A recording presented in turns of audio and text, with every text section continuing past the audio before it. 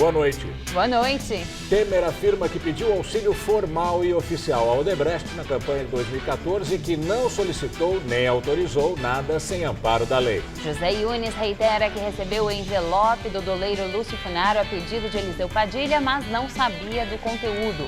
Padilha, ministro da Casa Civil, tira licença para cirurgia. E Yunes, velho amigo de Temer, considera ter sido mula involuntário. Localizados pela Interpol em Miami, os dois operadores de propinas ligados ao PMDB, eles devem voltar ao Brasil e ser presos. Ex-goleiro Bruno vai aguardar em liberdade julgamento de recurso. E ex-goleiro Edinho vai cumprir pena na cadeia. E na série Cara de São Paulo, Oswaldinho da Cuíca, um músico que também canta, compõe e simboliza o cidadão samba.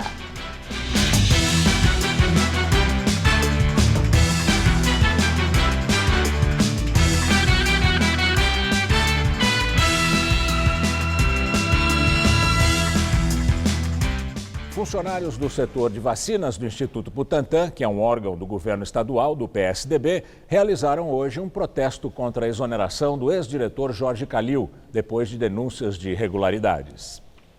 Os funcionários se uniram num abraço coletivo contra a saída do ex-diretor Jorge Calil. O ex-presidente do Butantan, André Franco Montoro Filho, acusou Calil de má gestão e irregularidades financeiras à frente do Instituto. Calil nega as acusações. Ele foi substituído pelo cientista Dimas Tadeu Covas. O governador Geraldo Alckmin defendeu a mudança e disse que o acúmulo de funções de Calil na presidência do Butantan e na direção do Instituto não deve se repetir. Queremos que ele continue à frente da equipe, que trabalha com a questão da vacina da dengue. Agora, você tem duas coisas. Uma coisa é o Instituto, que é órgão da administração direta. Outra coisa é a fundação de apoio, que é privada. Não pode ser o mesmo diretor das duas. Essa não é a única suspeita de corrupção que o Butantan enfrenta. Ontem, 11 pessoas foram denunciadas pelo Ministério Público por 340 casos de furto de dinheiro da fundação. Os valores desviados entre os anos 2005 e 2008 ultrapassariam os 33 milhões de reais, que, se corrigidos pela inflação, valeriam hoje mais de 100 milhões de reais. Em nota, a Secretaria Estadual da Saúde disse que a paralisação dos funcionários do Instituto Butantan foi pontual e não afetou a campanha de imunização contra a gripe, uma vez que a produção está adiantada. O governo de São Paulo anunciou a Operação Carnaval, que este ano terá cerca de 8 mil policiais nas ruas em todo o estado.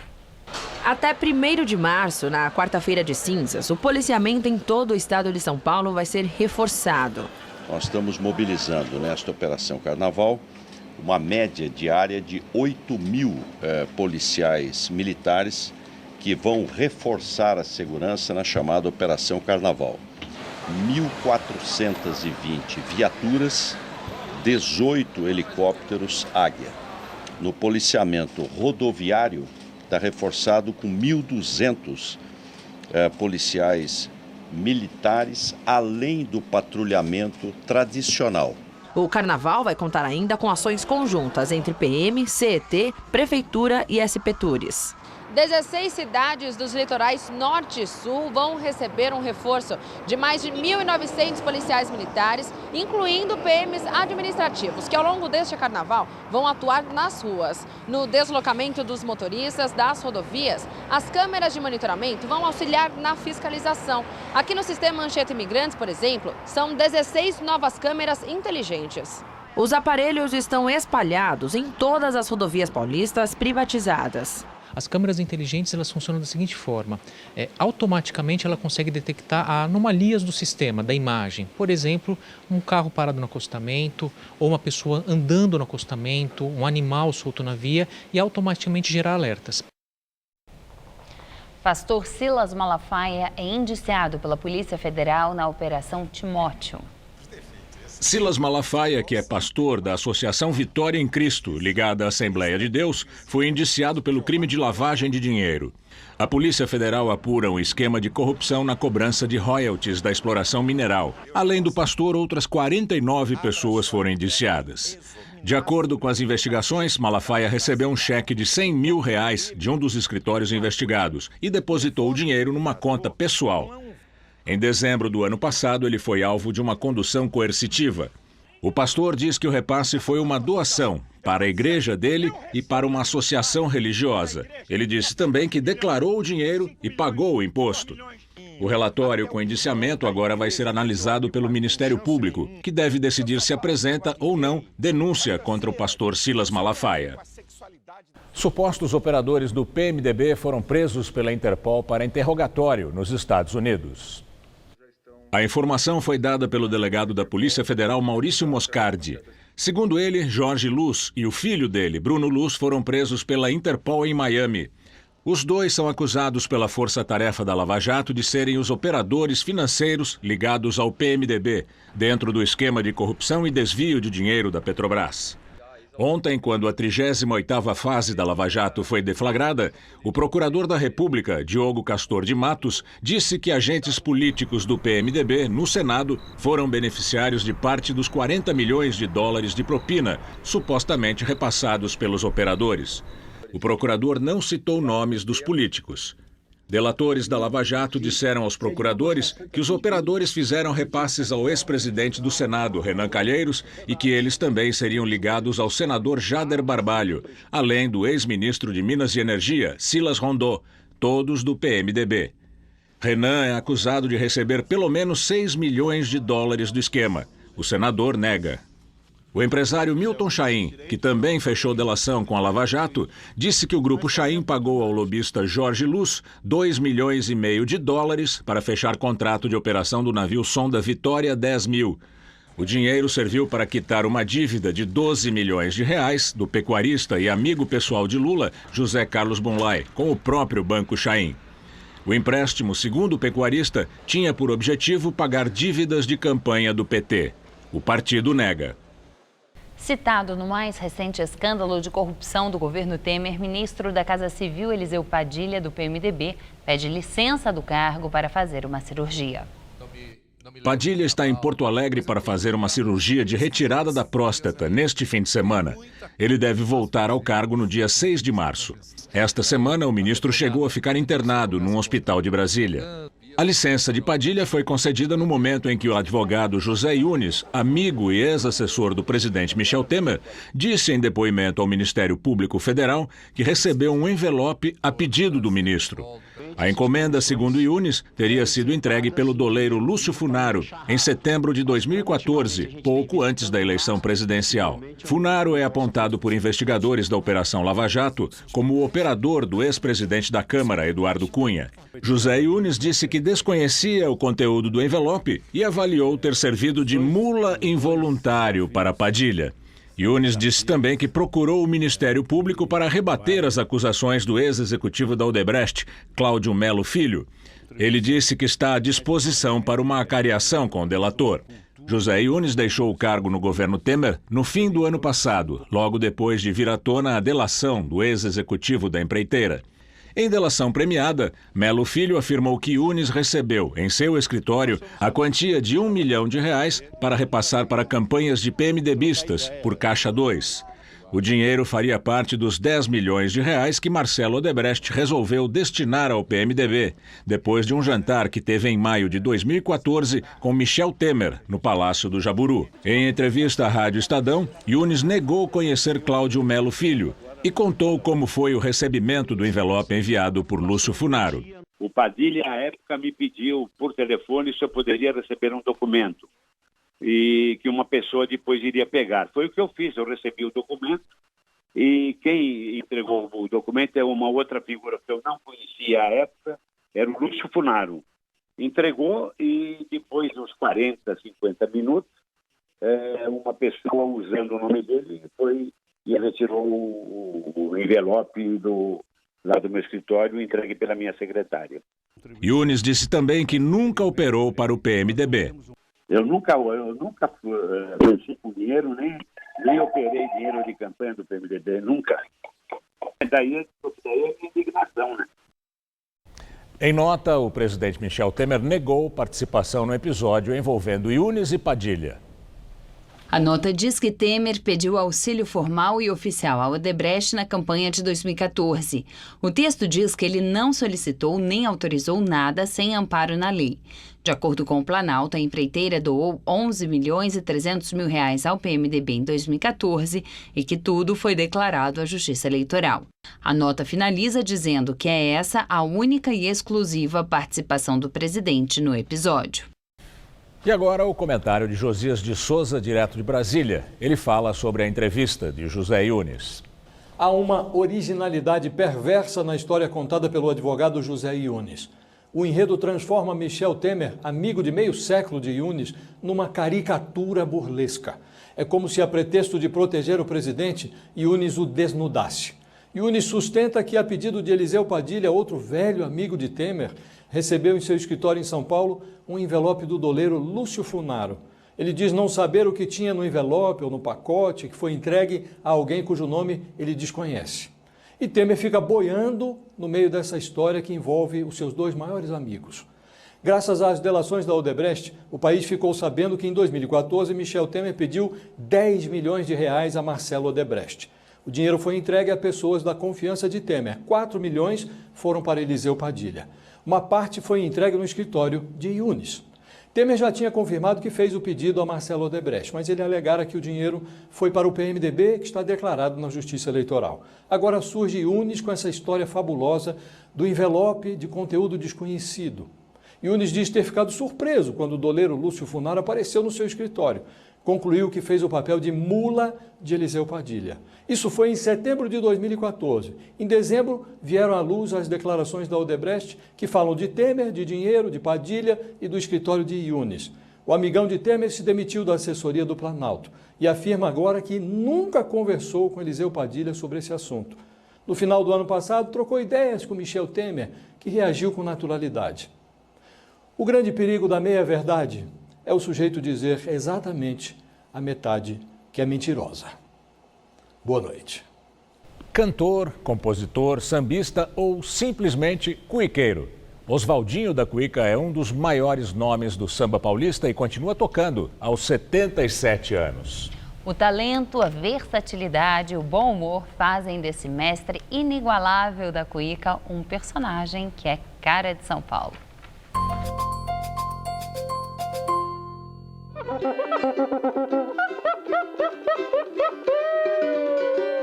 É um instrumento parecido com a voz de um animal, o som de um animal, a voz humana, né?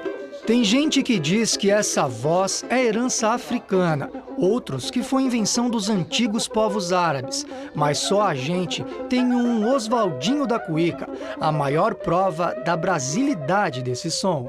É um instrumento de sonoridade única no planeta, não tem similar. Oswaldo Barro nasceu em 1940, no Bom Retiro, centro de São Paulo.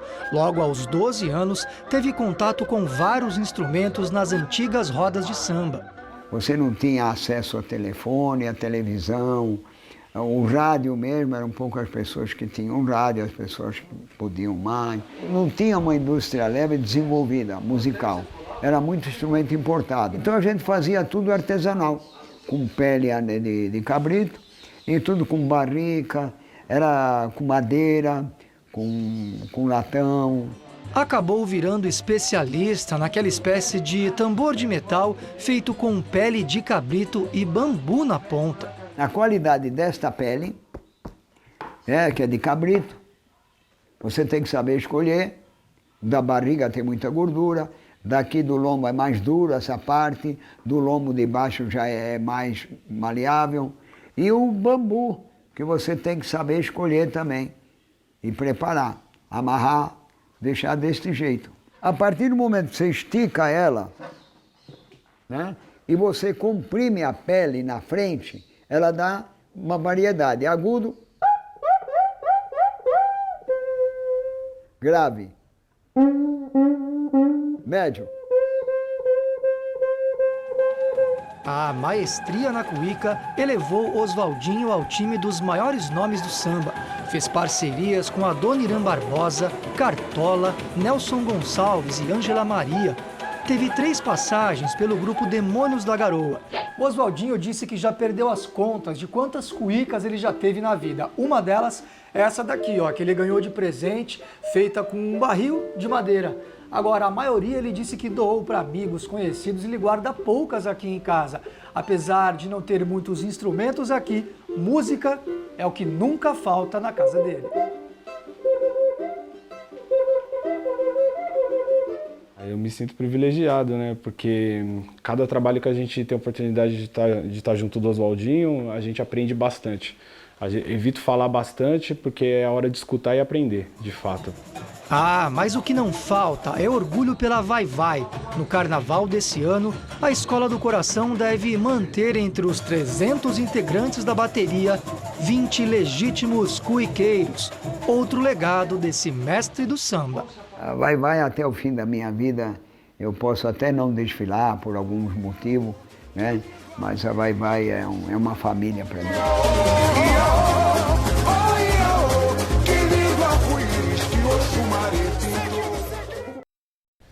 O prefeito de São Paulo, João Dória, entregou agora à noite as obras de revitalização da ponte Orestes Quércia, na Zona Norte. A repórter Sabrina Pires acompanhou e tem outras informações. Olá, Sabrina. Olha, Gamberini, foram 330 litros de removedor e 173 mil litros de água de reuso para deixar a ponte assim, sem pichação. O trabalho durou 15 dias e custou R$ 93 mil. Quem pagou a conta foi a empresa Inova e, segundo o prefeito João Dória, a contrapartida foi simplesmente cidadania. Ele esteve aqui há pouco para entregar essa obra de revitalização e religar as luzes que foram trocadas aqui da ponte. E prometeu que quem tentar pichar novamente a ponte Orestes Quércia, que também é conhecida por causa do projeto arquitetônico como Ponte Estaiadinha, vai ser pego, ser preso e também vai ter de pagar multa. Esta ponte tem agora monitoramento eletrônico, além da vigilância da Guarda Civil Metropolitana, vigilância dos próprios cidadãos. A população de São Paulo, segundo pesquisa, 87% condenam os pichadores e 38 mil olheiros, 38 mil motoristas de táxi que agora são vigilantes da cidade, são guardiões da cidade e têm o número 156 e 191 para denunciar pichadores e agressores da cidade. Temporal desta tarde, ele falou que sabe dos transtornos, que essa é uma chuva muito forte, que nunca foi tão forte assim em 67 anos, mas que isso não se justifica aos problemas que os paulistanos estão enfrentando e disse que para resolver, ou pelo menos para diminuir esses transtornos, só mesmo projetos a longo prazo de piscinões. E aí ele disse que precisa pelo menos 3 anos e meio para resolver essa questão. E falou que a população pode ajudar também, evitando jogar lixo nas ruas, que acaba entupindo muitos bueiros. Voltamos ao estúdio. A véspera do feriado de carnaval começou bem complicada para o paulistano. Choveu forte hoje à tarde e chegou a cair granizo em alguns pontos da cidade, que entrou em estado de atenção para alagamentos. O aeroporto de Congonhas, na zona sul de São Paulo, está fechado neste momento para pousos e decolagens. Na zona leste, um córrego transbordou, deixando motoristas e passageiros de ônibus ilhados. A chuva forte durou cerca de 1 hora. Na zona leste, as principais avenidas ficaram alagadas. 2 pessoas ficaram ilhadas e precisaram ser resgatadas pelos bombeiros. A chuva também complicou a vida dos usuários dos trens da CPTM, que ficaram sem circular por causa dos alagamentos entre as estações São Caetano e Celso Daniel, em Santo André, no ABC Paulista. E essa confusão toda na cidade pode se repetir agora no fim de semana do carnaval, porque além de chuvas muito mais frequentes, vai ter, ainda bem, temperaturas mais baixas. Vamos aos detalhes da previsão para o Brasil e o estado de São Paulo com Luciana Magalhães.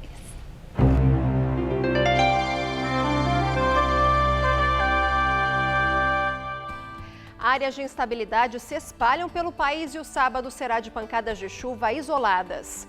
Mas nas áreas em verde escuro do mapa, a chuva ocorre ao longo do dia. Tempo fechado com temporais no oeste do Acre. E nas áreas em amarelo do mapa, como o centro-sul gaúcho, o centro-norte do Espírito Santo, o nordeste de Minas e do leste da Bahia até o interior da Paraíba, sol, calor e nada de chuva. Vamos ver a temperatura neste carnaval em algumas capitais na praia. Olha, no Rio de Janeiro o calor continua mesmo com a chuva, faz até 38 graus. Em Recife, máxima de 32, em Salvador, máxima de 31 e Florianópolis será a mais fresca de todas, máxima de 29 graus. E é bom não esquecer o protetor solar, pois o índice de raios ultravioleta estará alto em todas essas cidades. Em São Paulo, sábado será de mais chuva e temperaturas mais baixas. O dia começa com sol, mas pancadas de chuva ocorrem ao longo do dia em todo o estado, dando uma refrescada no forte calor. No centro-oeste, máxima amanhã de 32 graus em Votuporanga e de 28 em Marília. E no litoral, a máxima esperada para amanhã é de 30 graus. Para a capital, a previsão de chuva durante os desfiles das escolas de samba se mantém, pois chove a partir da tarde e essas pancadas podem continuar à noite. Amanhã, máxima de 28 graus. No domingo, máxima de 27 e na segunda, máxima de 28 graus novamente. A Secretaria de Saúde do Estado de São Paulo já começou a campanha de conscientização e distribuição de preservativos. Um esforço para tentar conter as doenças sexualmente transmissíveis, como a AIDS, que voltaram a crescer no Brasil nos últimos anos. No vai e vem da rodoviária, na saída para o feriado, voluntários distribuem algo que muitas vezes falta na bagagem, mas que pode fazer a diferença quando passar a euforia do carnaval. Bom, a gente sabe que tem uma quantidade razoável de doenças contagiosas e a camisinha evita isso. Prevenção de doenças, é uma proteção e tal, e você previne também até gravidez desejada. É o caso do Daniel. Sim, vou usar todas, porque não é hora de ser pai. A ONG Pela Vida acredita que se o folião estiver com o preservativo no bolso, aumenta a chance de ele usar. Se não estiver à mão, que o diga o Jefferson. Na hora a gente dá um jeito. Mas e se não tiver, vai sem mesmo? Daí vai sim. Fazer o quê? Você não tem medo de pegar alguma doença? Medo a gente sempre tem, né? Mas... é o que acontece na hora, né? Fazer o quê? Embora a quantidade de casos de AIDS tenha diminuído, entre os jovens acontece o contrário. De cada 3 novos casos no país, 1 é de alguém que tem entre 15 e 24 anos. Na faixa dos 20 aos 24, o número de contaminados dobrou nos últimos 10 anos. Por isso, as campanhas de conscientização focam os jovens. Maria faz a parte dela com os netos, para quem vai levar as camisinhas. Levo sempre, quando eu vou para o interior, levo para eles. Quantos anos tem os netos? Um tem 19 e o outro 16. Mas são terríveis, né? Meire diz que sempre tem preservativo na bolsa e não se preocupa com olhares machistas. Sim, é tabu. As pessoas se intimidam pela questão de que os outros vão olhar. Maria Rita também pegou algumas. Quer favorecer o acaso. Faz tantos anos que eu não uso, né? E agora eu peguei lembrando da coisa, né? Falei, de repente, né? Eu preciso. A chuva constante que caiu em São Paulo desde o início do ano abriu vários buracos nas ruas da capital. E apesar de o prefeito João Dória já ter anunciado que dobrou o número de equipes de tapa-buraco, buracos continuam livremente por aí. Mas há também quem lucre com tanta buraqueira. Alguns borracheiros chegam a tirar por mês R$4.000. No meio do caminho tinha um buraco. Opa, não. 2, melhor. Tinham 3. São vários buracos. A rua Frei Durão, no Ipiranga, na zona sul de São Paulo, tá mais para um queijo suíço. Péssimo, amiga. Cada dia mais buracos. São Paulo nunca foi uma referência de ruas lisinhas, mas desde o final do ano passado tem cada cratera por aí. Já caí, já estourou o pneu da moto, furou. Prejuízo. Problemas de buraco são recorrentes no Gazap, o canal de denúncias do Jornal da Gazeta. São reclamações que chegam de toda a cidade. Rua João Rude, na Casa Verde, buraco há 90 dias na rua, já ligamos 56 e nada. E aí, até quem é profissional do volante não escapa. Tem muito buraco. Nessa época de chuva aí é frequente. Aí a gente percebe que aumenta muito o número realmente. Tem que fechar os olhos e torcer para ser pequeno o estrago. Estrago para o carro, estrago para o bolso, mas tem muita gente que não está reclamando desse problema não. É o caso do Toninho, que todo dia tem cliente novo por aqui. Tem bastante roda amassada, pneu cortado. Muito trabalho, então? Infelizmente, pelo lado ruim dos outros, para mim, tudo bem. Outro que está lucrando também com a buraqueira das ruas é o Paulo, conhecido como o Pelé. Na oficina dele, não existe crise. Estou trabalhando, graças a Deus estou trabalhando, né? Não sei como, às vezes é ruim para um, mas é bom para outro, né? Por dia, em média, são 8 novos clientes. Gente como o francês Nicolas, que perdeu uma reunião depois que o pneu da bicicleta rasgou. São tantos buracos que não dá para saber qual foi.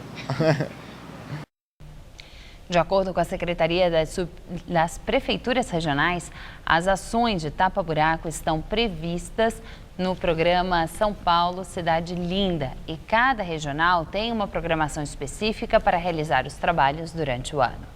A secretaria diz que desde janeiro foram tapados mais de 13 mil buracos na cidade, uma média de 437 por dia. Polícia da Malásia identifica a substância usada para matar Kim Jong-nam, o irmão do ditador norte-coreano. 11 dias depois do assassinato, equipes médicas que fizeram a necrópsia de Kim Jong-nam encontraram traços do agente neurotóxico VX no rosto dele. A substância é mais letal que o gás sarin e teria sido aplicada pelas 2 mulheres que aparecem nas imagens do aeroporto de Kuala Lumpur no último dia 13. A polícia malaia já prendeu 4 suspeitos do crime e agora procura 3 homens, incluindo um diplomata da Coreia do Norte. A imprensa volta a ser o principal alvo de mais um discurso do presidente norte-americano Donald Trump. Em sua participação numa conferência, Trump se disse defensor da liberdade de imprensa, mas afirmou que a mídia é desonesta e a principal inimiga dos americanos. Ontem, Trump criticou o FBI, a Polícia Federal dos Estados Unidos, afirmando que é impensável que a principal agência americana não consiga conter vazamento de informações privilegiadas para a imprensa. Trump ainda disse que uma de suas prioridades é o reforço do poderio militar americano, por meio de seu arsenal militar, contra inimigos já declarados dos Estados Unidos, como o Irã e a Coreia do Norte. Além dos ataques de Trump à imprensa, hoje o secretário de Comunicações da Casa Branca, Sean Spicer, foi acusado por representantes do jornal New York Times e pelos canais de notícia BBC e CNN de vetar o acesso deles a uma coletiva de imprensa informal na Casa Branca. Segundo os veículos de comunicação, o bloqueio é somente contra os grupos de mídia que criticam a administração Trump. A Associação dos Correspondentes da Casa Branca, que gerencia os contatos da imprensa, criticou o veto e afirmou que vai apurar as denúncias. Spicer não comentou o assunto. E agora vamos ao comentário de política internacional com João Batista Natali. Uma decisão muito grave foi tomada quarta-feira por Israel. O governo decidiu não dar visto de entrada para um pesquisador sênior da Human Rights Watch, que é uma respeitada ONG de direitos humanos. O veto foi noticiado pelo jornal de oposição Haaretz e virou imediatamente um escândalo. A notícia também chegou à distante Austrália, onde o primeiro-ministro de Israel, Benjamin Netanyahu, estava em visita oficial. Mas Israel recuou hoje dessa decisão desastrada. Para salvar a reputação de Netanyahu, o Ministério das Relações Exteriores diz que o primeiro-ministro nada sabia. Mas a verdade é que desse recuo teve dedo dos Estados Unidos, não da Casa Branca de Donald Trump, mas da diplomacia americana. Ela se mexeu porque a Human Rights Watch tem sede em Nova York. Precisamos nos perguntar o seguinte: ao bloquear a entrada da ONG, o que é que Israel procura esconder? A entidade de direitos humanos se movimenta pelo território israelense sem ser incomodada há mais de 30 anos. Denuncia violações dos direitos humanos contra os palestinos, mas também denuncia as prisões e execuções sumárias praticadas pelo grupo palestino Hamas, que controla a faixa de Gaza. E vejam que Israel é o único país verdadeiramente democrático do Oriente Médio. Se ele é hoje governado pela direita laica, aliada à extrema-direita religiosa, é porque o eleitorado assim decidiu. Essa liberdade política não existe na Arábia Saudita, na Síria e nem em outros cantos do mundo árabe, com uma exceção mais ou menos do Líbano, Tunísia e Marrocos. A questão palestina é uma ferida nos 67 anos de história de Israel. Não pode haver democracia só para os judeus. O território da Cisjordânia não está apenas ocupado por forças militares, está também ocupado por 600 mil colonos de assentamentos judaicos, que têm prioridade de acesso à água e a terras férteis. Nesse deserto que é o Oriente Médio, acesso à água é uma questão imensa de direitos humanos. É assim que o mundo gira. Boa noite. E voltamos a falar de carnaval, que já começou em praticamente todo o país. E o uso de muito brilho realça fantasias e maquiagens. Nossa reportagem foi descobrir como é produzido o glitter, um dos elementos mais usados pelos foliões. O encanto de um carro alegórico não seria o mesmo sem ele. As fantasias ficariam bem sem graça. E para os foliões, quanto mais, melhor. Carnaval tem que ser mais colorido, mais brilho, senão não tem graça. E glitter, gosta de glitter? Bastante glitter, vai pôr bastante maquiagem. O glitter é essencial na folia. E se você está com dificuldade para encontrar esses potinhos coloridos, nesta fábrica na Zona Leste é brilho para todo lado. E glitter não é tudo igual não, viu? São espessuras diferentes para o acabamento ideal para cada situação. Por exemplo, esse aqui da esquerda é mais grosso e ideal para quem faz artesanato e também faz parte do material escolar. Já esse outro bem fininho é usado na indústria de cosméticos, principalmente em maquiagens. Até meados dos anos 2000, todo o glitter usado no Brasil era importado dos Estados Unidos. O Márcio era representante de uma marca americana. Daí ele tanto quebrou a cabeça que conseguiu começar a produção nacional. O glitter é um filme plástico, uma película plástica, onde nós aplicamos uma metalização para se dar o espelhamento e depois nós fazemos uma impressão para que dê a cor do glitter. Só com a ajuda de um microscópio para enxergar cada unidade de glitter. Daí fica até fácil ver que ele tem 6 lados iguais para brilhar ainda mais. Uma máquina corta a matéria-prima. Depois, tudo passa nessa grande peneira para retirar os cortes irregulares, que parecem fios de cabelo. Depois, é só embalar. No comércio popular, os tubinhos de maquiagem com glitter ficam logo na entrada para atrair o folião. Uns 2 anos para cá que estourou mesmo, mais para carnaval, um pouquinho coisa para clube, avenida é um pouca coisa, desfile. Agora bloco que vem agora forte, esse primeiro ano aumentou uns 70% de venda, de procura. Agora, para curtir o carnaval, o importante é usar e abusar da criatividade. Glitter a gente usa no corpo todo, né? No rosto, para destacar, para brilhar. Não sei, a gente vai jogando para cima, brilha todo mundo em volta também. O importante é brilhar. O importante é brilhar, é arrasar no carnaval.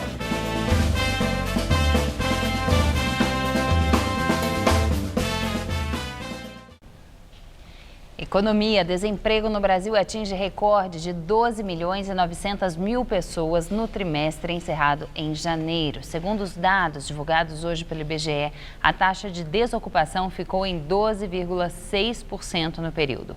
A taxa é a maior da série histórica, iniciada em 2012. E agora vamos ao comentário de economia com Vinícius Torres Freire. Desde outubro, o Banco Central começou a baixar os juros, aos pouquinhos. Baixou aquela taxa de juros que é o piso da economia, a mais baixa. E nos bancos? Os bancos, na média, não. Desde outubro, pelo menos até janeiro, subiram as taxas de juros para os empréstimos maiores e mais importantes para os consumidores. Na média, estão mais caros os empréstimos pessoais para compra de carros e para compra de casas. Muitos bancões e o próprio governo dizem que, em fevereiro, os juros nos bancos começam a cair. Pode ser, sei lá, ou não. Mas o fato é que as desculpas principais que os bancos dão para juros ainda tão altos não colam. Um dos motivos dos juros altos é a inadimplência, atrasos e calotes nos pagamentos. Como algumas pessoas não pagam os empréstimos, outras pagam mais caro por isso. Mas a inadimplência média vem caindo desde outubro. Outra parte do custo dos bancos vem do custo do dinheiro para os próprios bancos. Os bancos tomam o dinheiro emprestado e reemprestam, mais caro. Parte desse dinheiro, aliás, que eles reemprestam, é o de quem deixa dinheiro parado lá em depósito na conta corrente. E o que aconteceu com o custo do dinheiro para os bancos? Caiu também. Então ficou bem mais difícil justificar juros em alta. Para piorar, como se sabe, um dos motivos dessa recessão horrível é a dívida alta de famílias e empresas. As famílias tentam pagar as dívidas, o endividamento até caiu um pouquinho, mas elas estão enxugando o gelo. O peso dos juros das prestações continua a crescer, ou seja, juros em alta mantém a dívida das famílias no alto. Quem tem muita dívida consome menos consumo, economia parada, claro. Ou quase parada, até que estão aparecendo umas pequenas notícias melhores. Hoje, como a gente viu, soubemos que o salário médio do Brasil cresceu pela segunda vez consecutiva em janeiro. De setembro de 2015 até novembro de 2016, só caía. É uma melhorazinha de nada, mas que poderia ser bem maior se os juros dos bancos, enfim, começassem a cair. Boa noite. A Justiça de São Paulo derrubou a liminar que impedia que a Prefeitura apagasse grafites espalhados pela cidade sem autorização do Conselho Municipal de Preservação do Patrimônio Histórico, Cultural e Ambiental. A decisão diz que o pedido para impedir que os desenhos fossem apagados, feito por munícipes, é genérico e parece impedir a Prefeitura de cuidar de áreas e prédios públicos. O texto ressalta ainda que não há dúvidas de que manifestações culturais, como o grafite, merecem toda a proteção, mas que não se pode perder de vista que cabe ao poder público exercer o policiamento ambiental e implementar políticas para zelar pela paisagem urbana. A proibição passou a valer no último dia 13 e, em caso de descumprimento, a Prefeitura seria multada em R$500 mil por dia. A ação foi movida depois de o prefeito João Dória, do PSDB, apagar um mural na Avenida 23 de Maio. Ministro do Supremo Tribunal Federal, Marco Aurélio Mello, concede habeas corpus ao ex-goleiro Bruno Fernandes. Em 2013, ele foi condenado a 22 anos e 3 meses pelo assassinato e ocultação de cadáver de Elisa Samúdio e também pelo sequestro e cárcere privado do filho dela com ele. Bruno está preso desde 2010. Apesar de ter sido condenado em 2013, ele continua preso preventivamente, enquanto aguarda o julgamento de sua apelação ao Tribunal de Justiça de Minas Gerais. O ministro Marco Aurélio entendeu que há excesso de prazo na prisão e que o ex-goleiro tem direito a aguardar em liberdade a decisão sobre o recurso. Se a condenação for mantida, Bruno deve ser preso de novo. No habeas corpus, Marco Aurélio, que assumiu a relatoria do caso depois da morte de Teori Zavascki, afirmou que o clamor social surge como elemento neutro, insuficiente a respaldar a preventiva. Por fim, colocou-se em segundo plano o fato de Bruno ser réu primário e possuir bons antecedentes. Elisa Samúdio desapareceu em 2010 e o corpo dela nunca foi encontrado. Ela tinha 25 anos e era mãe do filho recém-nascido do goleiro, de quem foi amante.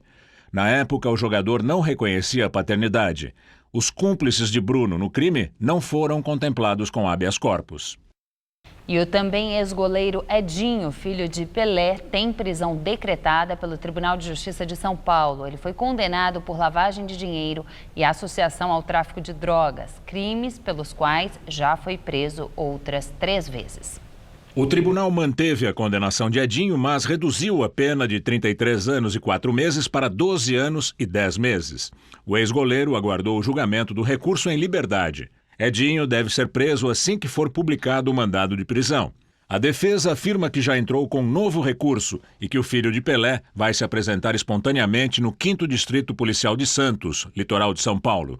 Em 2014, Edinho foi condenado com outras 4 pessoas. Eles eram investigados desde 2005. Edinho é acusado de ajudar em operações financeiras de uma organização de tráfico de drogas que atuava na Baixada Santista sob o comando de Ronaldo Duarte Barsotti de Freitas, o Naldinho, que está foragido. E agora, no final da tarde, o ex-goleiro Edinho se entregou à polícia. No momento em que chegou ao 5º DP de Santos, ele disse estar sendo massacrado e afirmou que o argumento para a prisão dele é a amizade com outros acusados. Edinho negou ter cometido os crimes. E vamos agora à entrevista do dia, hoje com Rodolfo Gamberini. Nosso entrevistado hoje é Marcos da Costa, presidente da Ordem dos Advogados do Brasil, seção de São Paulo. Doutor Marcos, obrigado pela sua presença aqui no Jornal da Gazeta. Boa noite. Obrigado. A gente tem ouvido falar muito, a sociedade tem agora um clamor falando a respeito do foro privilegiado. Para as pessoas em geral, o foro não pode ser privilegiado para ninguém, dado que todos são iguais perante a lei. Mas a gente não pode imaginar que isso seja exatamente assim. A gente entende que há alguns cargos que de fato necessitam de foro privilegiado. Não é assim que a justiça trabalha? É assim, bom, primeiro esclarecer que a definição do foro privilegiado não representa algo que signifique uma justiça menor. Ao contrário, o foro privilegiado normalmente ele leva para as cortes superiores, normalmente para o Tribunal de Justiça, para o Superior Tribunal de Justiça ou mesmo para o Supremo Tribunal Federal, dependendo do cargo. O fato de ser julgado, por exemplo, pelo Supremo Tribunal Federal, não significa que aquele cidadão vai deixar de ser condenado. Onde está o problema? É que, principalmente no Supremo, a corte não é uma corte preparada para iniciar o processamento penal de alguém. Isso normalmente ocorre na primeira instância. Então, o processo no Supremo Tribunal Federal, que é uma corte que julga temas relevantíssimos para o país, acaba demorando mais. E por demorar mais, algumas vezes beneficia o acusado pelo fato de prescrever o delito antes do julgamento final. Deixa de fazer justiça. Exatamente. Agora, o foro privilegiado no Brasil, ele é exagerado, né? Existem estudos aí que mostram que seria perto de 40 mil pessoas, o total de pessoas com foro privilegiado. É mais ou menos isso? É verdade, nós não temos um número com segurança, mas tem alguns estudos que indicam isso. Outros 20 mil, seja 20, seja 40 mil. O número sejam 20 mil já é muito. O número é gigantesco. Por quê? Todos os membros do Ministério Público, estadual, federal, de todo o país, todos os juízes, todos os desembargadores, normalmente os governadores, secretários, normalmente secretários estaduais, os ministros do governo federal, presidente da República, deputados, senadores, deputados estaduais. Então, a massa de cargos que são levados a julgamento pelas cortes, Tribunal de Justiça, Superior Tribunal de Justiça, Tribunal Regional Federal ou Supremo Tribunal Federal, é muito grande, é gigantesco. Isso que causa principalmente as grandes situações. E, além disso, quem é que pode eliminar o foro privilegiado de algumas categorias? Aí tem dois elementos. O primeiro deles é a Constituição. A Constituição Federal define uma parcela enorme do foro privilegiado. A segunda são constituições estaduais. Mas nós temos casos onde o próprio legislador ordinário define a competência do foro privilegiado, equiparando, por exemplo, alguns cargos com status de ministro. Vai lembrar, Gamberini, alguns anos atrás, quando nós tivemos uma discussão em relação ao então presidente do Banco Central, Henrique Meirelles, que estava sofrendo uma série de ações. E foi adotada uma medida provisória para equiparar o cargo de presidente do Banco Central ao cargo de ministro, claramente, efetivamente... Para blindá-lo. Para blindá-lo e só receber processamento no Supremo Tribunal Federal. Então, até esse tipo de distorção nós vivenciamos aqui no país. E uma outra distorção também muito danosa à democracia é o fato de o foro privilegiado não servir para a atividade daquele funcionário que tem o foro privilegiado, mas alcançar toda a atividade dele. Ou seja, um deputado, se ele matar fora do parlamento, ele tem foro privilegiado, o que é um absurdo. Essa é outra questão. O que acontece? Ao invés de protegê-lo na atividade que aquele cargo determina, acaba tendo um conceito muito mais amplo e beneficiando pessoas em atividades que não dizem respeito ao cargo. Isso acontece efetivamente. E mais um detalhe, às vezes a pessoa se beneficia do cargo e quando chega no próximo julgamento, o que ele faz? Ele renuncia ao cargo. Já houve casos assim. Aí volta em Minas. Isso, e volta para a primeira instância, onde começa todo o processamento de novo, para tentar com isso alcançar a prescrição e aí acabar não sendo condenado ou condenado não cumprir a pena. Agora, e essa atuação da justiça ultimamente? Como é que o senhor avalia o funcionamento da justiça, porque ela tem dado mostras muito claras de que ela é uma justiça política e não é uma justiça técnica, vamos chamar assim. Aliás, justiça técnica é só para inglês ver, né? As cortes, como em geral, as decisões são pautadas nas questões técnicas, jurídicas, legais. Mas nós vemos algumas vezes, principalmente se tratando do Supremo Tribunal Federal, que é uma corte política, decisões que ultrapassam o limite técnico e passam a representar efetivamente aquilo que nós chamamos de ativismo judicial. Vou exemplificar. A Constituição do Brasil, ela define de forma muito clara que é considerado culpado aquele que tem decisão definitiva contra ele. Ou seja, quando acaba o processo penal, o Supremo vem e molda essa disposição constitucional e diz, não, nós vamos considerar culpado depois da decisão de segunda instância, mesmo que a decisão de segunda instância não seja a decisão final, ainda pender de recurso. Ele está ultrapassando o limite da interpretação, porque a Constituição não permite isso, e promovendo política pública através de uma decisão judicial. Isso é muito perigoso, porque tira da competência do poder correto, que é o Congresso Nacional, onde as pessoas são eleitas para legislar, e joga essa competência ou atrai essa competência para um poder que não é vocacionado a isso. O judiciário não foi feito para criar leis. O judiciário foi feito para julgar. Eu entendo o seu argumento, mas ao mesmo tempo, deixar correr todo o processo que é moroso não significa uma certa impunidade para o criminoso já julgado, já condenado numa primeira instância, condenado numa segunda instância, ele deve ficar em liberdade? A sociedade não vê assim, a sociedade entende que se ele foi condenado uma vez, foi condenado a segunda vez, como é que ele fica livre? Nós temos situações onde a lei prevê a possibilidade de prisão antes mesmo de uma primeira condenação. São prisões, por exemplo, flagrante ou quando a pessoa apresenta um grau de periculosidade maior. Então, pelo fato dele representar um perigo à sociedade, ele é tirado do convívio da gente e é encarcerado. Agora, por que demora o processo? É isso que é preciso analisar. É preciso combater a demora. Nos Estados Unidos, por exemplo, o processo criminal, não raras vezes, demora 1 ano. E o julgamento numa corte superior demora 6 meses. O processo aqui no Brasil pode demorar, às vezes, 10, 15, 20 anos. Bom, a gente vê o caso Essa agora, é a discussão. O caso hoje do goleiro Bruno. Ele foi libertado depois de 4 anos de prisão preventiva. É um absurdo ficar 4 anos preso por prisão preventiva. É isso.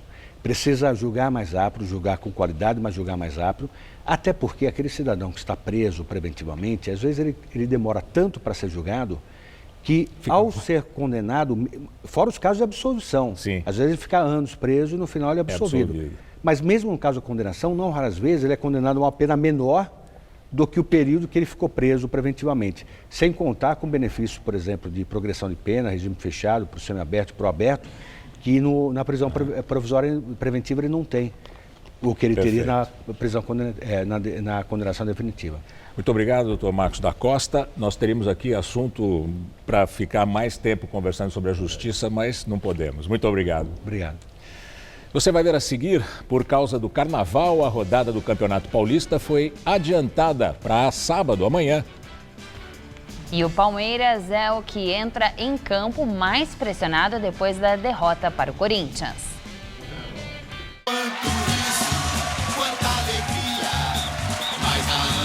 Esqueceu da transação, ela tem que transferir ainda hoje rapidinho a grana do seu irmão. É só contar com o Bradesco que estamos contigo em qualquer situação. Do celular, computador pra Colombino, errou, o Bradesco resolve, irmão.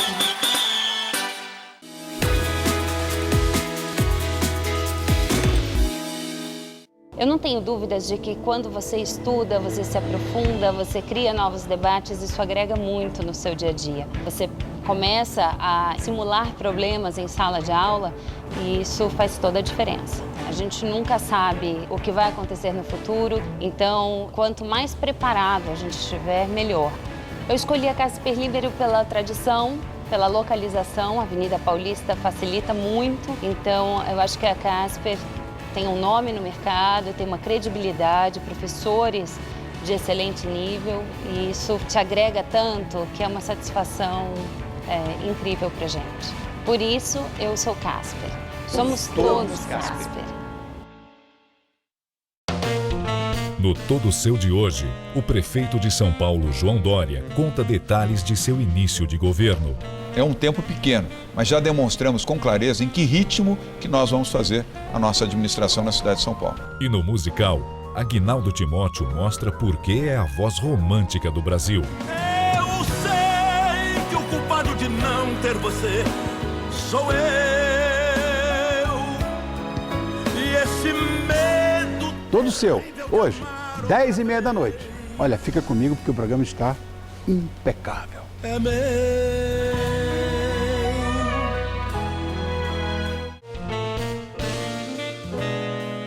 Oferecimento CVC, sempre com você.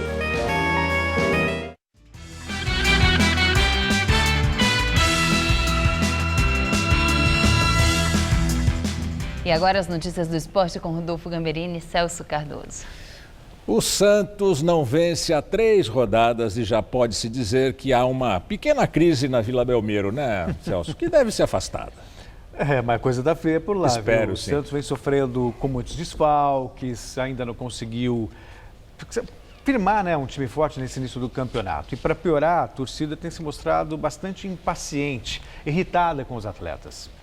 Ricardo Oliveira está pronto para jogar, mas está também claramente incomodado. O atacante considera injustas as críticas que o time vem recebendo e se recusou a comentar a invasão de torcedores que aconteceu ontem aqui no CT Rei Pelé. Cerca de 30 pessoas entraram na parte reservada pelos jogadores e acabaram sendo recebidas pelo técnico Dorival Júnior. Ao mesmo tempo que parece saber os motivos que levaram o Santos a viver esse mau momento, Ricardo Oliveira afirma que gostaria de contar com a torcida como aliada para ajudar o Santos a sair dessa situação, coisa que não está acontecendo. O que eu não consigo entender é que a minha torcida, conhecendo os jogadores que tem, um time que está jogando há 2 anos juntos, que tem dado sempre o seu melhor em prol do clube e que nunca deixou de honrar essa camisa, não esteja do meu lado hoje. E que juntos nós estamos remando. Talvez ainda faltou ganhar força, mas juntos a gente vai ganhar força. Daqui a pouco a gente sai dessa situação. A fala do Ricardo Oliveira é verdadeira, né? O que ele está falando é correto, né? Todo mundo fala que campeonato regional não vale nada. Como não? Se ganha, não tem, né? Não fez nada mais que obrigação. Agora, perde um jogo ou outro, já começa aquela... Sabe, o Santos é vice-campeão brasileiro. Não justifica torcedor invadir sem treinamento, cobrar atleta, querer falar com técnico, com dirigente. Isso é um absurdo. Vamos parar de falar mal do Santos, porque o Palmeiras também está meio mal das pernas. Daqui a pouco acontece lá também. Né? Palmeiras já perdeu para o Corinthians, as pressões sobre o Eduardo Batista continuam muito fortes. Aquela nuvenzinha, né, da desconfiança, enquanto o Palmeiras não vencer e vencer bem, isso vai continuar. Porque ele nunca foi o preferido da torcida. E a torcida é chata. A torcida é chata, né? Muito chata. Obrigado, Celso. Boa noite. Bom carnaval para você. Para você até também. segunda. Vou desfilar aqui no jornal. Bom fim de semana. Obrigado. Juliana. E agora vamos ao comentário de cultura com César Job. Laura Cardoso é um dos ícones da cena nacional. Com quase 90 anos, 70 deles dedicados ao cinema, TV, rádio e teatro, ela ganha uma justa homenagem no Itaú Cultural, na Avenida Paulista, a partir desta semana. A ocupação Laura Cardoso reverencia a trajetória da atriz, reunindo fotos, documentos, textos dramatúrgicos e publicações, e coloca o público em contato com alguns de seus personagens, especialmente da TV e do cinema, através de recursos audiovisuais. A programação tem ainda leituras dramáticas de textos teatrais e roteiros de novela e de cinema e oficinas de sonoplastia que lembram a atuação de Laura no rádio. Na Praça Roosevelt, destaque para Cabaré Foucault, com a companhia de teatro Os Sátiros. O texto de Ivan Cabral e Rodolfo Garcia Vasques gira em torno de um cabaré de boêmios, onde se discutem temas como o feminismo, a repressão sexual e os controles sociais. Esses temas viram quadros de um show de variedades marcado pelo ridículo e pela poesia.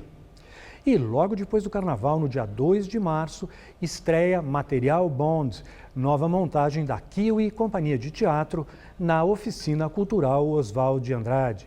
O texto se inspira na obra do britânico Edward Bond, importante dramaturgo da atualidade, embora praticamente desconhecido por aqui.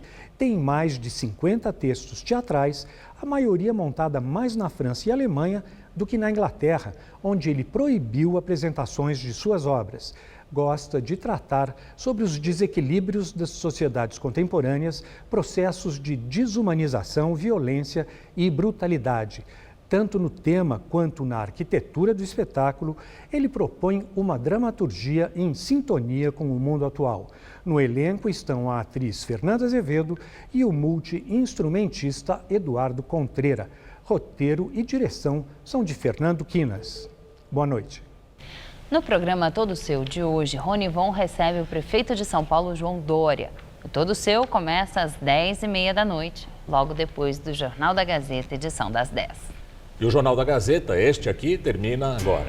A edição de hoje pode ser vista no site do Jornal da Gazeta. Eu te espero em nossa edição das 10. Boa noite para você, até daqui a pouco. Boa noite e até segunda.